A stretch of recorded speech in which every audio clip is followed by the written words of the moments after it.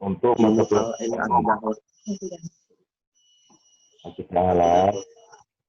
pertama ilmu kalam. Apa itu ilmu kalam? Nah, dalam pembahasan ilmu kalam ada beberapa poin-poin, yakni pengertian ilmu kalam, dasar-dasar pembahasan ilmu kalam, ruang lingkup pembahasan ilmu kalam, fungsi ilmu kalam, hubungan ilmu kalam dengan ilmu-ilmu lainnya, peran ilmu kalam dalam kehidupan sehari-hari. Seperti kemarin, yang pertama adalah pengertian ilmu kalam. Secara bahasa, kalam artinya pembicaraan atau perkataan.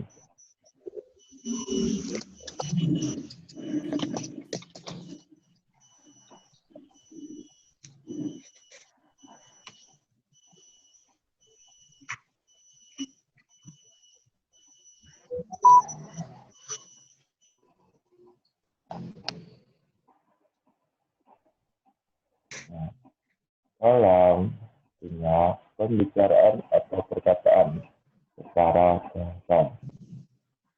Secara terminologi, ilmu kalam adalah ilmu yang membahas tentang berbagai macam masalah ketuhanan menggunakan argumentasi logika dan filsafat. Ini kemarin udah kali ini.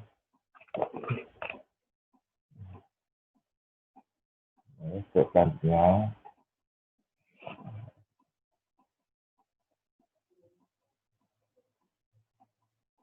dalam ilmu kalam ada dasar-dasar pemikirannya. Dasar-dasar pemikiran di dalam ilmu kalam hanya empat: Al-Quran, hadis, pemikiran manusia, dan insting. Di dalam Al-Quran itu terdapat dasar pembahasan mengenai ilmu kalam, yakni pada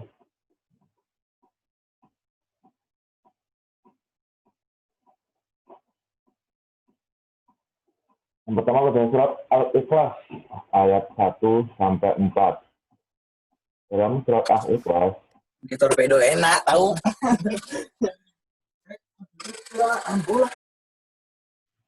Lalu dalam surat Al-Ikhlas ayat 1-4 itu menjelaskan tentang identitas Allah Subhanahu wa Ta'ala.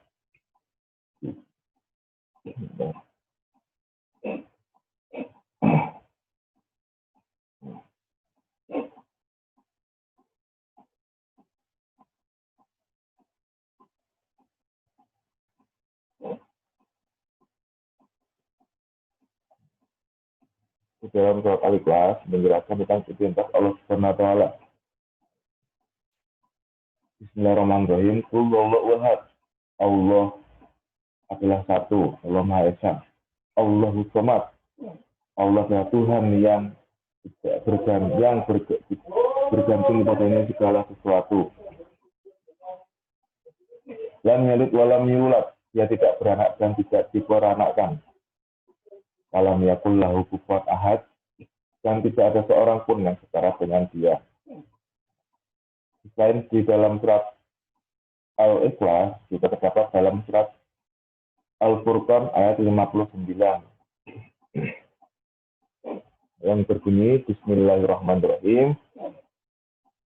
Alladzi khalaqas samawati wal ardh wa ma bainahuma fi sittati ayyamin tsumma istawa 'alal 'arsy ar-rahmanu tsumma istawa 'alal 'arsy ar-rahmanu fastawa.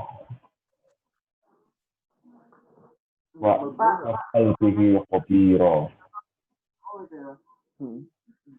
Yang artinya yang menciptakan langit dan bumi dan apa yang di antara keduanya dalam 6 masa. Kemudian dia bersemayam di ars. Dialah yang maha pemurah, maha maka tanyakanlah tentang Allah kepadanya yang lebih mengetahui, yakni Nabi Muhammad. Dalam surat ini membahas tentang tempat Allah setelah menciptakan alam raya. Nah, selain itu terdapat juga dasar dalam surat Al-Fat ayat 10. Nah, dalam surat Al-Fat ini membahas tentang kekuasaan Allah. Bisa dilihat di buku PSE ada surat Al-Fat ayat 10. Selanjutnya, dasar Al-Quran. Dasar Al-Quran yakni hadis. Hadis ini panjang banget hadisnya. Bisa dilihat di buku PSE juga bisa dilihat. Yang keempat adalah pemikiran.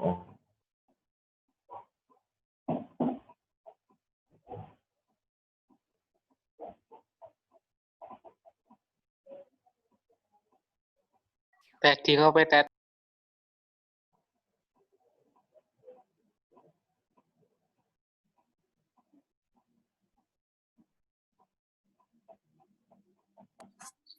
Belajar lagi, aku juga belajar.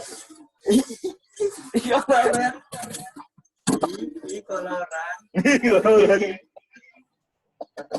Ini kalau orang.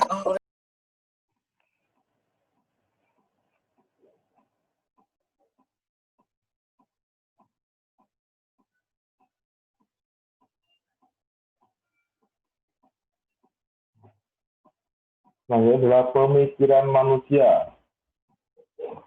Pemikiran manusia dalam Al-Quran juga terdapat ayat-ayat yang menjelaskan tentang bagaimana manusia, Allah memerintahkan manusia untuk berpikir.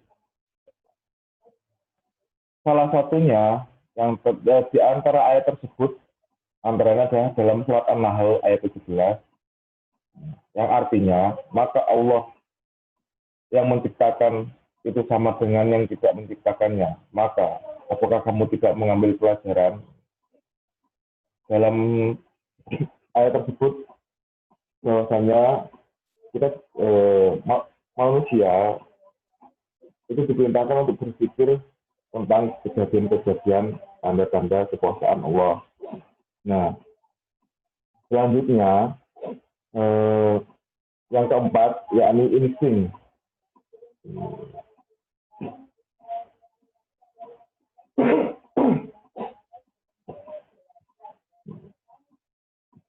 Apakah itu insting? Insting merupakan dasar munculnya pendapat asal-usul agama di kalangan terdahulu dengan berpendapat bahwa secara naluriah manusia ingin bertuhan. Nah, pengertian insting jadi dasar pemikiran ilmu kalam ada 4, yakni Al-Quran, Al-Hadis, pemikiran manusia, dan insting. Terus selanjutnya di dalam ilmu kalam terdapat beberapa ruang lingkup. Ruang lingkup ilmu kalam yang pertama adalah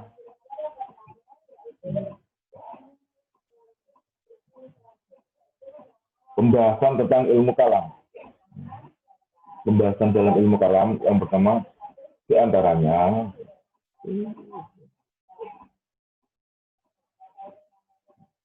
ada 3, yakni mabda, wasilah, dan mahad.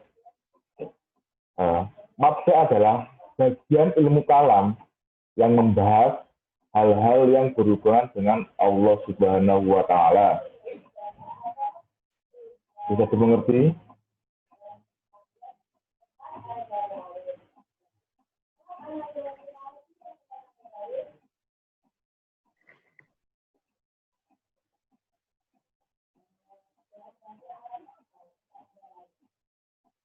Nah, selanjutnya wasilah. Apakah wasilah? Wasilah adalah bagian ilmu kalam yang berhubungan dengan utusan Allah seperti malaikat, nabi, rasul, dan kitab-kitab Allah Subhanahu wa taala. Nah, untuk selanjutnya yakni ma'had. Ma'had adalah bagian ilmu kalam yang berhubungan dengan hari yang akan datang seperti surga, surga dan neraka. Nah, dalam ruang lingkup ilmu kalam, selain pembahasan ilmu kalam, selanjutnya yakni aspek-aspek ilmu kalam. Di antaranya tentang kesesatan keesaan zat, keesaan sifat, keesaan perbuatan, dan keesaan dalam beribadah kepadanya.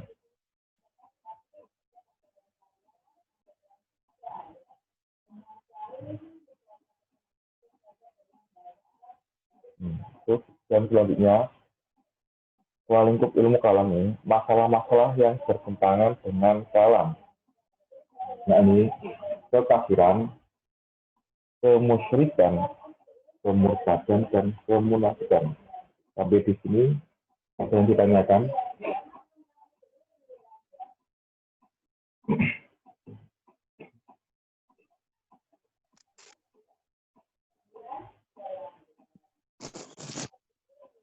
Bisa dimengerti? Halo.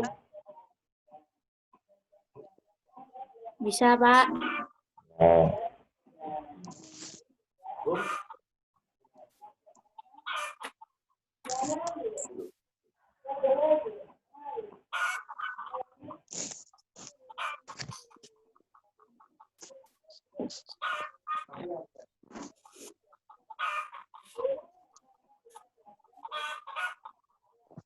dan selanjutnya yakni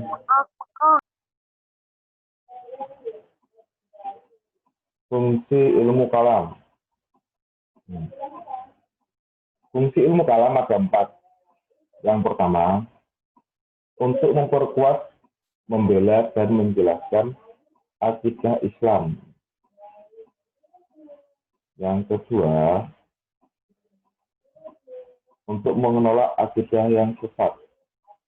Jadi dengan mempelajari ilmu kalam, bisa memperkuat keimanan kita,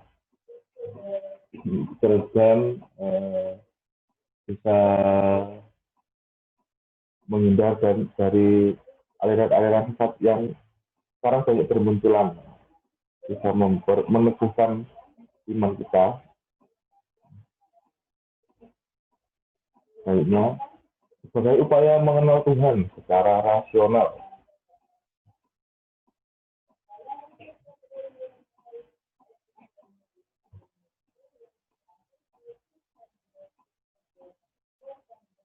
Dan sebagai penyelamat dan pengkokoh keimanan dari kesesatan.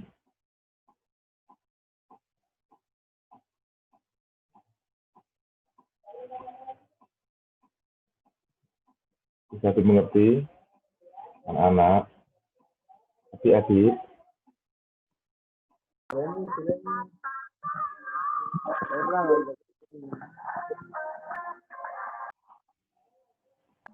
Kalau dulu ATV ya.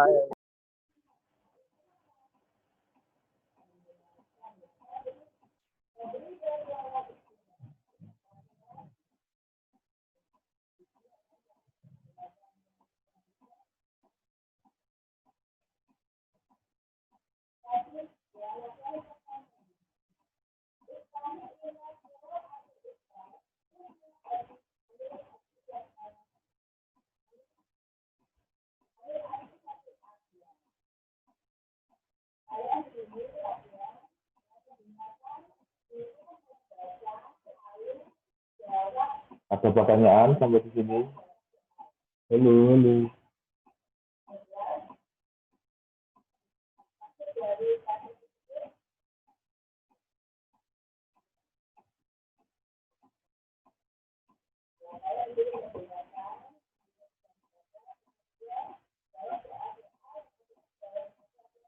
Ada pertanyaan apa tidak? Tidak. Bisa dimengerti? Bisa, Pak. Ya. Selanjutnya.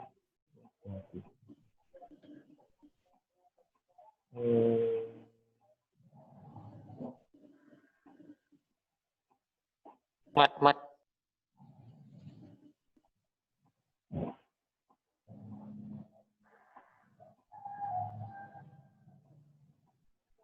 Setelah fungsi ilmu kalam, yakni latar belakang sejarah bagaimana latar belakang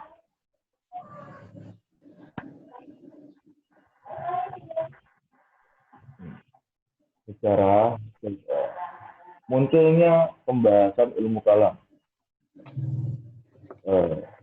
Ilmu kalam ini sendiri muncul latar belakangi pada masa Rasulullah SAW.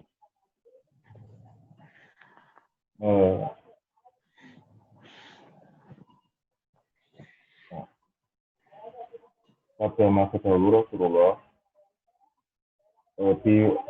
setelah Rasulullah hijrah ke Madinah, jadi Rasulullah sebagai pemimpin agama dan juga pemimpin politik. Nah, dari situ pada masa Rasulullah masih persatuan umat Islam masih begitu kuat. Itu juga setelah Rasulullah wafat. Nah, ini pada masa Khalifah Abu Bakar. Dan selanjutnya terjadi pergolakan, yakni pada masa kekhalifahan Umar bin Khattab. Pada masa kekhalifahan Umar bin Khattab masih terjadi masih begitu kuat persatuan umat Islam. Terjadi pergolakan tentang awal mula terjadinya pembahasan ilmu kalamnya adalah pada masa akhir pemerintahan Utsman bin Affan. Terjadi huru-hara politik yang menyebabkan terbunuhnya Khalifah Utsman bin Affan. Nah, selanjutnya setelah kekhalifahan Utsman bin Affan dan diangkatnya Khalifah Ali bin Abi Thalib. Khalifah Ali bin Abi Thalib diangkat menggantikan Khalifah Utsman bin Affan menghadapi pada masa pemerintahan Khalifah Ali bin Abi Thalib ini, Khalifah Ali bin Abi Thalib menghadapi situasi yang sangat sulit. Di antaranya ada beberapa sahabat yang tidak setuju atau tidak mau mengaku kekhalifahan Ali bin Abi Thalib. Pada saat itulah mulai terjadi perang-perang, yakni di antaranya adalah perang Siffin. Nah, dari situasi perang tersebut, maka terjadi beberapa perpecahan, yakni perang antara Khalifah Ali bin Abi Thalib dan Muawiyah bin Abi Sufyan. Itu perang Siffin. Kan ada perundingan politik di antara para pengikut Khalifah Ali bin Abi Thalib. Itu tidak ada yang tidak setuju dengan keputusan yang diambil Khalifah Ali bin Abi Thalib, sehingga para pengikutnya itu bertentangan dan keluar dari kelompok Ali bin Abi Thalib, sehingga kelompok tersebut awal mula perpecahan dalam hadis Rasulullah SAW pernah disebutkan bahwa pada akhir zaman nanti Islam ini terbagi menjadi 76 firqah. Nah, perpecahan pertama kali ini yang disebut dengan kaum Khawarij. Kaum Khawarij adalah kaum yang sebelumnya mengikuti Ali bin Abi Thalib karena tidak setuju dengan keputusan Ali bin Abi Thalib sehingga memutuskan untuk keluar dari kekhalifahan Ali bin Abi Thalib. Di sub kedua ini disebutkan beberapa aliran firqah itu aliran. Beberapa aliran-aliran dalam ilmu kalam. Yang pertama Khawarij merupakan golongan dari Ali menentang yang keluar dari golongan Ali dan menentang golongan Ali dan Muawiyah. Disebutkan ajaran mereka adalah mereka yang melakukan dosa baik besar maupun kecil, mereka dihukumi kafir dan berhak menduduki jabatan khalifah. Itu bukan orang-orang yang bukan hanya orang-orang kafir. Jadi perpecahan ini bermula dari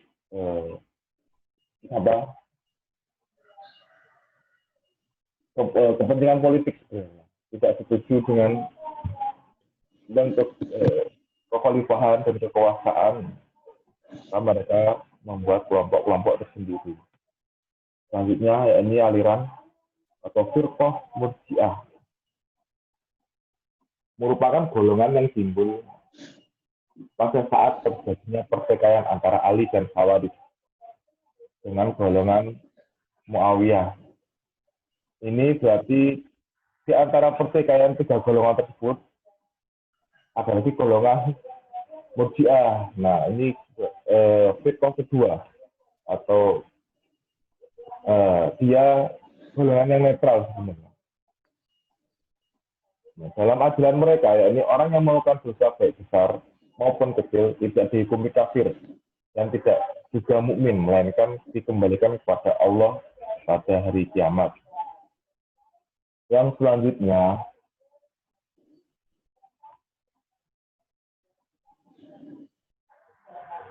ini golongan firqah, aliran firqah atau firqah Jabariyah, merupakan yang timbul bersamaan dengan Qadariyah. Timbul karena menentang kebijakan politik Bani Umayyah yang dianggap kejam. Jadi setelah kekhalifahan Ali bin Abi Thalib itu dilanjutkan oleh kekhalifahan Bani Umayyah. Nah, pada masa kekhalifahan Bani Umayyah ini ada golongan-golongan yang tidak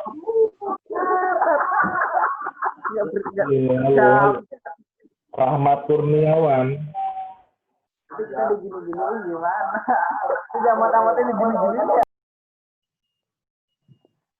Rahmat Kurniawan berisik. Nah, tidak di masa kekhalifahan Bani Umayyah ini ada kelompok yang tidak setuju dengan pemerintahan tersebut, tidak sejalan dengan pemerintah, yakni golongan Jabariyah.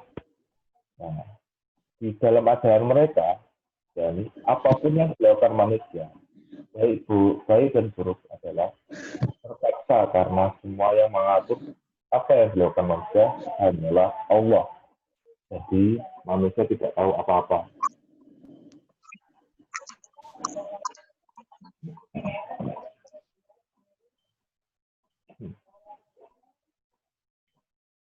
Selanjutnya, yakni pada golongan Qadariyah. Pertumbuhan golongan ini terjadi juga pada masa kekhalifahan Bani Umayyah. Mereka tidak setuju dengan pemerintahan Bani Umayyah dan membuat kelompok-kelompok yang menentang pemerintahan Bani Umayyah pada masa tersebut. Ajaran mereka yaitu Allah itu adil, maka Allah akan menghukum orang-orang yang berbuat baik dan memberi kebaikan kepada orang-orang yang berbuat baik.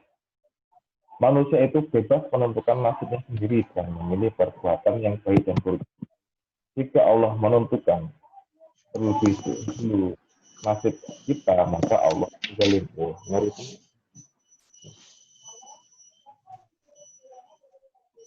Nah, itu adalah di antara firqah-firqah atau aliran-aliran yang muncul pada masa kekhalifahan dan pada masa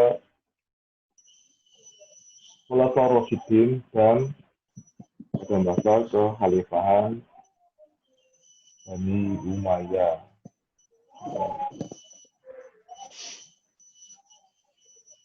Sampai di sini ada yang ditanyakan?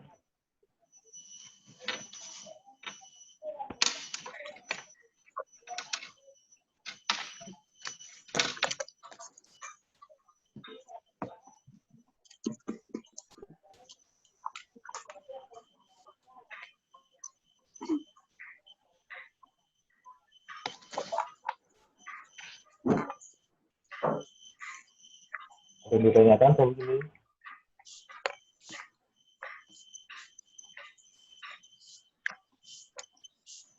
Bisa dimengerti? Halo?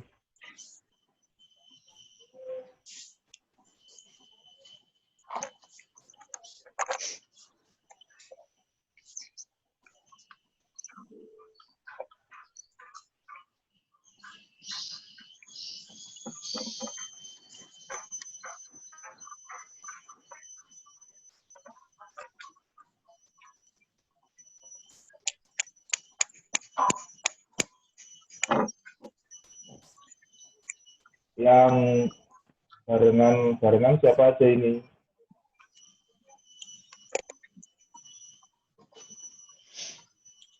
Ngomong apa? Bapak? Ya. Ya, halo. Halo. Siapa? Ya.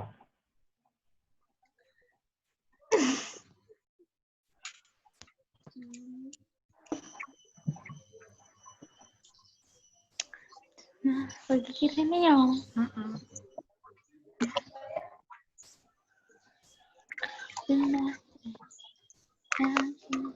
Ya, halo. Ada yang ditanyakan? Aku yang ditanyakan. Enggak sih, Mas. Barengan siapa belum? Apa ya? Yang di absen. Yang barengan siapa aja? Yang bareng teman Aprilia sama Siti Masito, Pak. Aprilia sama Siti Masito, ya. Kan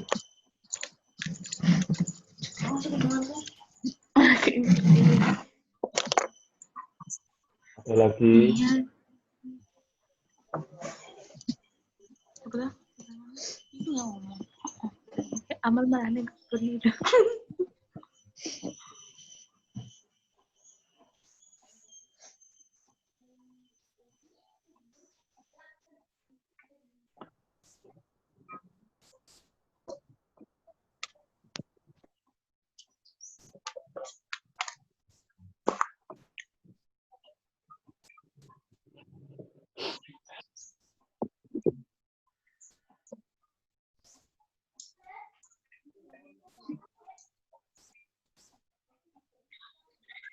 Ini si Ana Risa murid baru ya?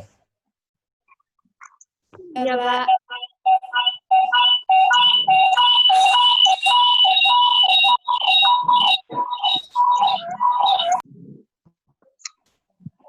Ini selamat bergabung di Amal Satu Gundur, Lutfiana Risa.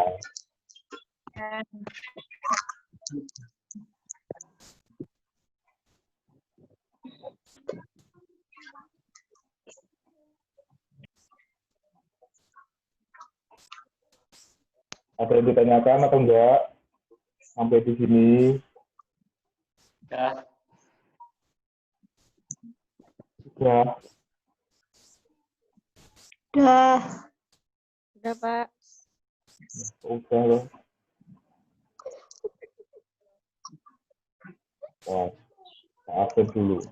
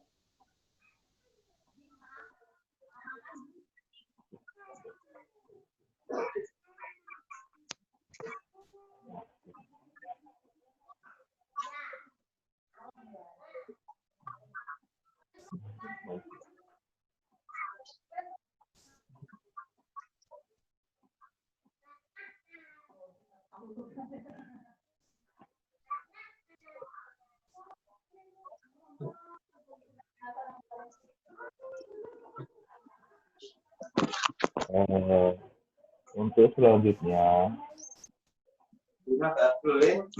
hubungan ilmu kalam dengan ilmu-ilmu lainnya. Karena waktu yang terbatas dan mungkin ini yang saya sampaikan pada kesempatan pagi hari ini. Untuk pertemuan selanjutnya, semoga masih selalu diberi kesehatan dan semoga pandemi ini segera berakhir hingga kita bisa melanjutkan kegiatan belajar mengajar secara tatap muka, tidak daring lagi. Mungkin hanya ini yang dapat saya sampaikan. Jika masih ada pertanyaan, silakan.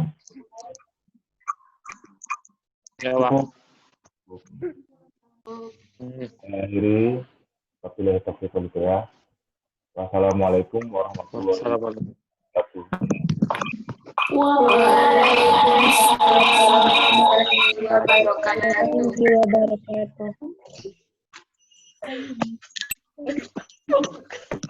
Mat.